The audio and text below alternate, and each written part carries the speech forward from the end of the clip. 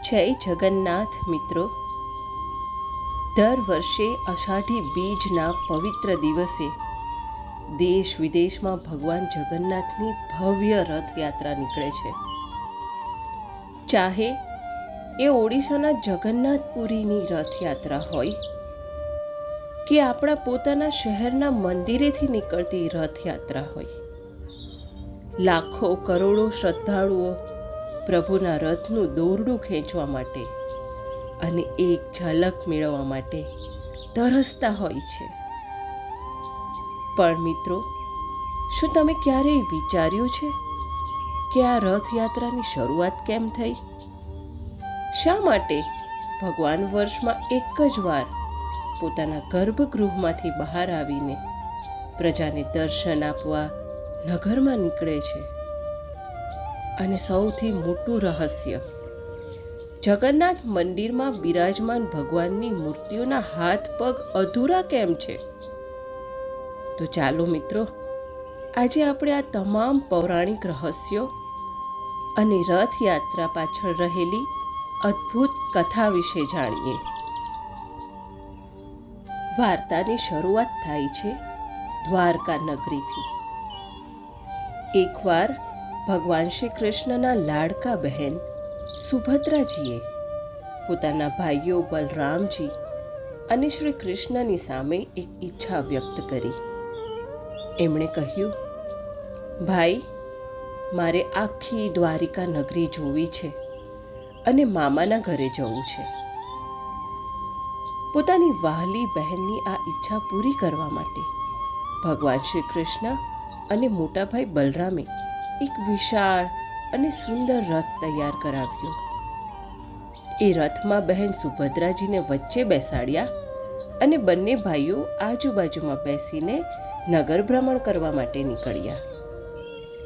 જ્યારે દ્વારકાની પ્રજાએ પોતાના આરાધ્ય દેવ અને ભાઈ બહેનોની આ જોડીને રાજમાર્ગો પર જોઈ, ત્યારે આખી નગરી જય જયકારના નારાઓથી ગુંજી ઉઠી. પ્રજાએ ફૂલોની વર્ષા કરી અને તેમનું ભવ્ય સ્વાગત કર્યું.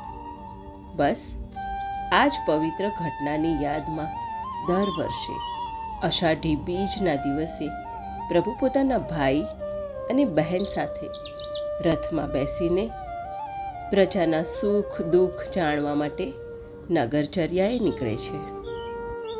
પરંતુ મિત્રો, જગન્નાથપુરીની કથા અહીં પૂરી નથી થતી. આ વાર્તાનો બીજો ભાગ એનાથી પણ વધુ રોમાંચક છે. પૌરાણિક કાળમાં માલવા દેશના રાજા ઇન્દ્રદ્યુમ્ન એ ભગવાન વિષ્ણુના પરમ ભક્ત હતા. એમને ભગવાન જગન્નાથે સપનામાં આવીને આદેશ કર્યો કે સમુદ્ર કિનારેથી મળતા એક ખાસ લાકડાના ટુકડામાંથી મારી મૂર્તિ તૈયાર કરાવો. રાજાને એ પવિત્ર લાકડું તો મળી ગયું, પણ પૃથ્વી પર એવો કોઈ કારીગર નહોતો કે જે ભગવાનની દિવ્ય મૂર્તિને કંડારી શકે. ત્યારે સ્વયં દેવશિલ્પી એટલે કે વિશ્વકર્માજી એક વૃદ્ધ સુથારનું સ્વરૂપ ધારણ કરીને રાજાના દરબારમાં આવ્યા. એમણે મૂર્તિ બનાવવાની હા પાડી, પણ એક કડક શરત મૂકી.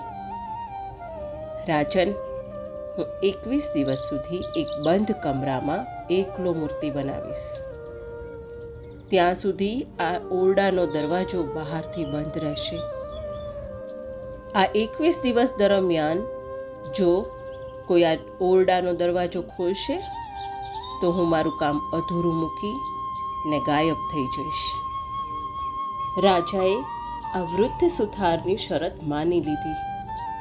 શરૂઆતના થોડા દિવસો સુધી ઓરડામાંથી લાકડા કાપવાનો અવાજ આવતો રહ્યો, પરંતુ 15 દિવસ પછી અચાનક અંદરથી અવાજ આવતો સાવ બંધ થઈ ગયો. રાજાના રાણી, જેમનું નામ હતું ગુડિયા, તે ખૂબ ચિંતિત થઈ ગયા. તેમને થયું, કદાચ પેલા વૃદ્ધ સુથાર ભૂખ તરસથી મરી ગયા હશે. રાણીના અતિશય આગ્રહને વશ થઈને રાજાએ મજબૂરીમાં 21 દિવસ પૂરા થાય તે પહેલાં જ ઓરડાના દરવાજા ખોલાવી દીધા. જેવો દરવાજો ખોલ્યો કે તરત જ ઓરડાની અંદરથી વૃદ્ધ સુથાર ગાયબ થઈ ગયા. રાજા અને રાણી અંદર ગયા તો તેમના હોશ ઉડી ગયા. ઓરડામાં ભગવાન શ્રી કૃષ્ણ, બલરામજી અને સુભદ્રાજીની 3 અતિ સુંદર મૂર્તિઓ તો હતી, પણ શરત તૂટવાને કારણે એમના હાથ અને પગ હજુ પૂરા બન્યા નહોતા. 3 મૂર્તિઓ હજી અધૂરી હતી. રાજા ઇન્દ્રદ્યુમ્નને પોતાની અધીરાઈ પર ખૂબ પસ્તાવો થયો. એ ખૂબ દુઃખી થયા ત્યારે ઓરડામાં જ એક આકાશવાણી થઈ. હે રાજન, તું દુઃખી ન થા. મારી આ જ ઈચ્છા હતી.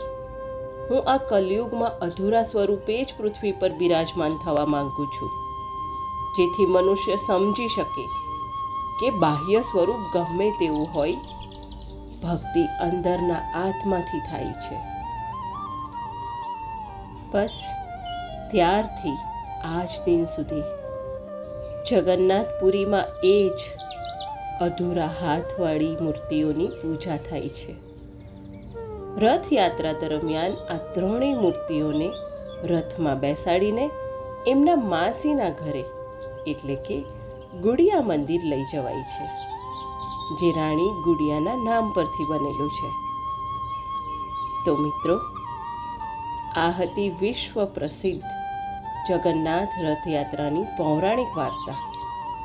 મિત્રો, કમેન્ટમાં જય જગન્નાથ જરૂર લખજો અને વિડીયોને લાઈક કરજો અને આ ચેનલને સબસ્ક્રાઈબ કરવાનું ભૂલતા નહીં. જય જગન્નાથ, જય શ્રી કૃષ્ણ.